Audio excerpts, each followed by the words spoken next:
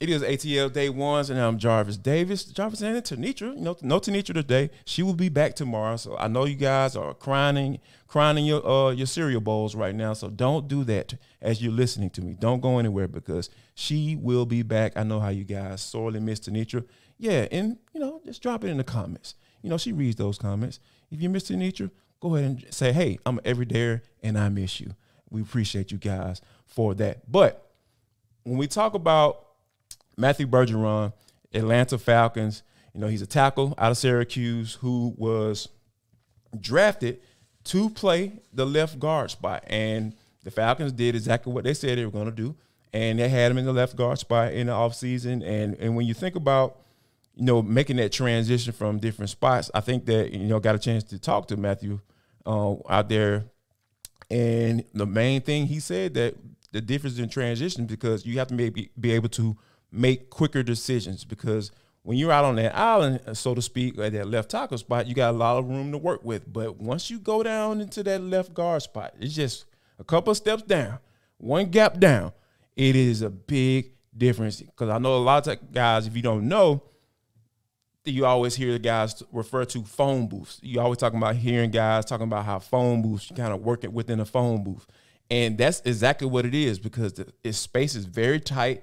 A lot of the moves that defensive linemen make down there, you have to be able to make them really quick, or a quick inside move, or in and out, or something like that. You see those guys really start to make those moves essentially as soon as the ball is snapped. But versus on the outside and defensive end spot, you see those guys have a lot of room to work with, and they have to close in that gap as soon as that ball snap with that left tackle. And left tackles have a lot of times have a good amount of time to gather themselves. So I think that, Matthew Bergeron is a guy, he's going to have to fight for that spot, because Arthur Smith is the type of coach that's not going to give you anything. There's nothing that you go get as a player for the Atlanta Falcons, specifically in this regime, that you haven't earned. And you saw that because Matt Hennessy was actually running with the ones. And I had a very interesting conversation with Matt Hennessy, because he's a guy that I really feel like has kind of had to establish himself every year that he's been in the league. And he even kind of spoke to that, because he was talking about how there's no guarantees in this thing. And when you're talking about competitions, going up against a guy like Matthew Bergeron and competing for that left guard spot, like, that can happen every year. And it has happened, because he was in I don't know if you guys remember, he was in a battle with Drew Dahlman for that center spot. So all of those things come into play when you talk about, the whole competition piece. You heard Arthur Smith talk about it over and over and over again when he talk about guys that are, coming in, and he wants those guys to compete, and he wants this to be the most competitive training camp that he's had ever since he came in through those doors to a couple of years ago. And I understand. I get it. Because, Hennessy is a guy that I really feel like he's going to fight for that spot. And the competition between he and Drew Dahlman was very close. But, at the end of the day, I understood that this regime drafted Drew Dahlman, and he would have to be far and away better than Drew Dahlman if he was going to win that spot. And that's why ultimately I feel like Drew Dahlman solidified himself as a starter at the center spot. And Matt Hennessy finds himself now being in the space where he's going to really have to – it's going to be super hard for him to win his left guard spot. But I think this competition is going to be more so about Bergeron and being able to make that necessary adjustment, because when the Falcons drafted him, I had to go back and look at the tape, because I was just like, okay, yeah, he was down at the Senior Bowl. I was down there, but I didn't get a chance to talk to him. But when you look at Bergeron, I totally understand why they kind of fell in love with him, right? Because he's a guy that he's light on his feet. I watched his film against Notre Dame, and he was going up against a guy that ended up going to the Saints. His whose names escape me right now, but he'll probably come to him in a second. But he was really giving that guy the business. And he was another guy. One thing that I always look for offensive linemen when I'm watching film is the fact that how often does he hit the ground? Because that kind of speaks to the balance part. And then Matthew Bergeron, I think maybe hit the ground maybe once for the entire game. So when you think about putting those type of things, together, light on your feet, doesn't really hit the ground, that means he's getting his hands on guys. That means he's moving guys off the ball. And another piece that I really feel like the Falcons offensive line is really missing as a whole, he got a little mean streak. Because that's one of the things that, this offensive line has been missing for quite some time. I'm talking about, Harvey Dahl. That's the last time I can really say that a guy that just really strikes fear in you on the Falcons offensive line, a guy that you kind of walk behind in the back alley and say, you know what? Oh, I don't want to run into him. Got a lot of nice guys on the line. Jake Matthews, super nice guy. Drew Dahlman, super nice guy. Caleb McGarry, he can be one of those guys potentially. You know what I'm saying? Depending on what type of mood he's in.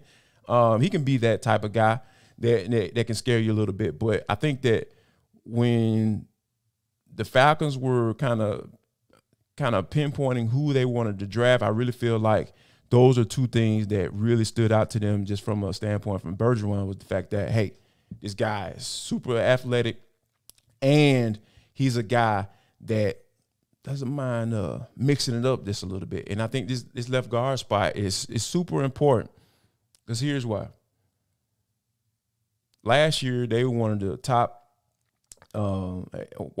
teams, I think third in rushing last year. And we know Arthur Smith wants to be able to run the football. However, they're going to have to be able to take advantage of some serious play action. And those guys, in order for them to continue to be one of the top rushing teams in the NFL, Bergeron is going to have to get his act together. He's going to have to adjust really quickly, because once those pads come on within a couple of weeks or so, that's kind of where we are right now, guys. I think the Falcons, we are officially 14 days out. So, yeah, we're exactly 2 weeks away until the Falcons report for camp. So once they're not going to put the pads on initially. But, you got to get the adjustment period, all that stuff, and get checked in and everything. But once they put those pads on, that's when that clock is going to start. And Bergeron is going to have his stuff together in order to be in the conversation to be the starter for that left guard spot. Because Arthur Smith is the type of guy that he's not going to give him that spot if he hasn't earned it. And he's going to be really comfortable putting Hennessy in that starting spot. And if Hennessy is in that starting spot, the Falcons drafted the wrong guy. That's just how I feel. I really feel like that they drafted the wrong guy if Bergeron isn't the starter in game one, because that's what you brought him in for. And Hennessy is a guy that hasn't really established himself as a starter. He can be a guy that's a solid rotational guy, and that's okay, for a mid-round draft pick. That's okay. That's kind of like, where you should be. If you drafted in the third or fourth round like that, it doesn't necessarily guarantee that you're going to be a starter. But if you can be a solid contributor, a solid rotational guy, a guy who can come in, if Dahlman gets hurt or if God forbid Chris Lister gets hurt or something like that, that's what he's for. That's what he should be for. But Bergeron is a guy that coming in is going to be uber important for him to hit the ground running, because once those pads come on, it's going to be a lot of questions being answered as they ramp up to that first preseason game, because this is a very important season for this regime. Arthur Smith is going to his third year as the head coach of this team. There are no longer any excuses about money and guys on 1-year deals and a whole bunch of guys who are trying to prove themselves and prove that they belong in the NFL. None of that. All those days are gone. Like you have a David Onyemata, you have a Grady Jarrett, you have a Calais Campbell, you have a Bud Dupree, you have Arnold Ebiketie coming into his 2nd year now. All those guys that I named are guys who should be strong contributors to rushing the passer and getting home and playing good defense. So I think that Arthur Smith is going to take any chances on waiting for a rookie to come along and try to figure it out. I just don't see that happening.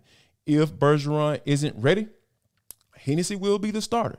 So don't be too quick to say, hey, Bergeron's a starter and that's what it is. Nah.